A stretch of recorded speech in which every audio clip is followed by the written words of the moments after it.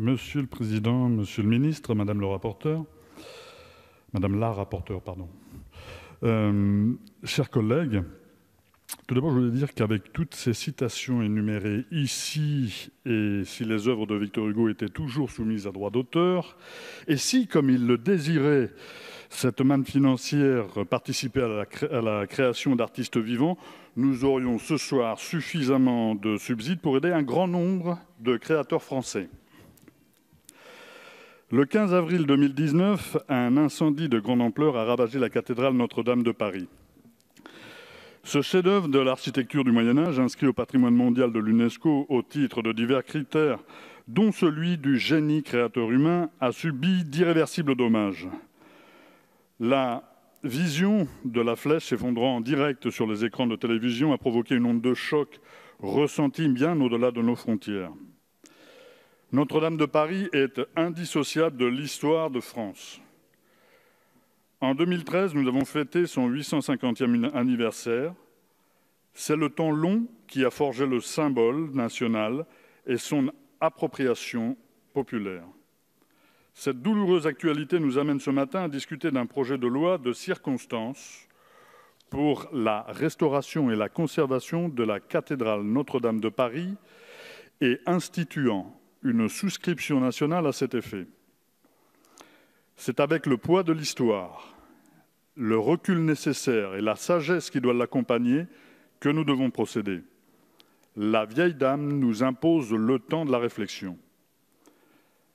L'intense émotion générée par cette catastrophe a engendré un élan de générosité hors du commun. Dans les 24 heures qui ont suivi l'incendie, plus de 700 millions d'euros de dons ont été annoncés. La plupart des Français et des Françaises ont été affectés et nombre d'entre eux veulent contribuer à l'effort de reconstruction de ce monument, des plus modestes aux plus riches. Mais tous ne tireront pas bénéfice de cette générosité. Les donateurs les plus modestes auront à charge 100% de leurs dons, s'ils sont non imposables. Alors que le généreux mécène, lui, qui offrira 200 millions d'euros, pourra bénéficier de 132 millions d'abattements d'impôts, compensés par l'État, donc par le contribuable. Pour être encore plus explicite, nous vous proposons d'améliorer le nouvel article voté en commission des finances, demandant un rapport sur, je cite, la part et le montant des dons et versements effectués au titre de la souscription nationale ayant donné lieu aux réductions d'impôts. Nous souhaitons confier une mission d'éclaircissement supplémentaire à ce rapport. Nous voulons qu'il étudie le profil de ceux qui ont bénéficié de la réduction d'impôts par décile de niveau de vie. Ceci permettra de mettre en lumière le caractère injuste du système de dons. Concernant les versements au titre de cette souscription nationale, vous prévoyez qu'ils puissent être opérés aussi par les collectivités territoriales. Vous précisez que dans votre exposé des motifs, mais pas dans le dispositif, que ces subventions seront considérées comme des subventions d'équipement, des dépenses d'investissement. Des incertitudes juridiques persistent sur la capacité des régions à réaliser ce genre de versement. Pourtant, il est vrai que nous pouvons voir que certaines d'entre elles, qui se disaient déjà asphyxiées financièrement par les baisses des dotations de l'État, ont su trouver les ressources nécessaires pour participer à cet élan de générosité. Nous espérons néanmoins que vous accepterez notre proposition de ne pas comptabiliser ces dons dans le calcul des 1,2% d'augmentation des dépenses que les collectivités doivent dorénavant respecter dans le cadre de la contractualisation. La meilleure solution pour couvrir les frais de restauration et de conservation de notre patrimoine, c'est l'impôt. La solidarité nationale peut financer un tel dispositif. Nous pourrions, par exemple, ce sera certes peut-être pas suffisant, mais nous pourrions, par exemple, envisager un impôt exceptionnel sur les grandes fortunes et sur les grandes entreprises. Nous avons pu constater que les Françaises et les Français ont à cœur de soutenir cette souscription nationale. Cela exige une gestion transparente et transpartisane de ces fonds. Le groupe La France Insoumise souhaite que cette souscription nationale ne soit pas placé sous le haut patronage du président de la République, mais que le comité de contrôle des fonds soit composé de 2 parlementaires issus de l'opposition de chaque assemblée et qu'il remette régulièrement des conclusions via un site internet pour que chacun et chacune soit informé des évolutions de ces travaux.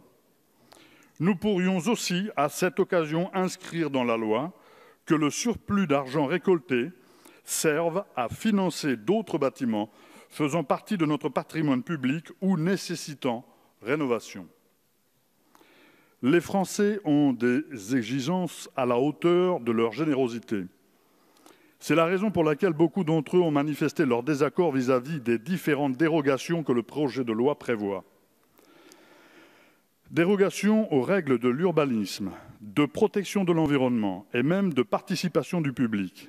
Ce régime d'exception que vous souhaitez traduire législativement nous inquiète particulièrement en ce qui concerne la mise en conformité des documents de planification, la délivrance des autorisations de travaux et de construction, les modalités de la participation du public à l'élaboration des décisions et de l'évaluation environnementale, ainsi que l'archéologie préventive, mais aussi les règles en matière de commande publique, de domanialité publique, de voirie et de transport.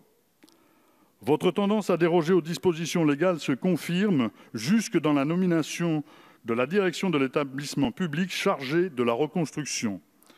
Vous envisagez des ordonnances qui pourront prévoir que les dirigeants de l'établissement ne soient pas soumis aux règles de limite d'âge applicables à la fonction publique d'État. Au moment où les Français et les Françaises marquent un rejet très net du népotisme et font valoir la nécessité de la mise en place d'un État plus exemplaire, ce projet de loi s'assure que le général Jean-Louis Georgelin pourrait prendre la tête de cet établissement et recevoir un traitement à cet effet.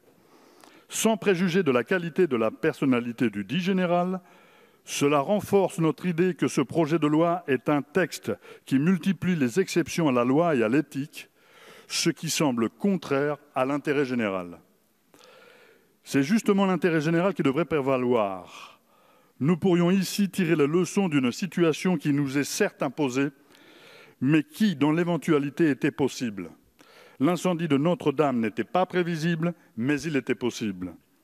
Nous constatons qu'en l'état actuel des finances du ministère de la Culture, l'État n'avait aucune possibilité de réaction.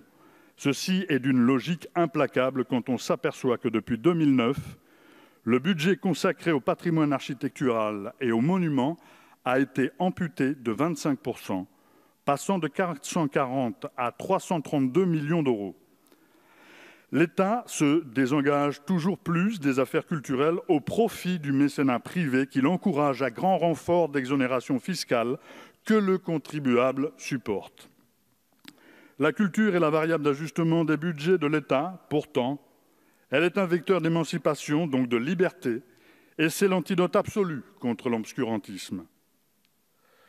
Ce texte a été construit dans la précipitation. C'est pourquoi nous voulions le renvoyer en commission. Il faut restaurer ce formidable édifice, mais pas dans les conditions que vous nous énoncez. Nous voterons donc contre ce texte, contre ce projet de loi.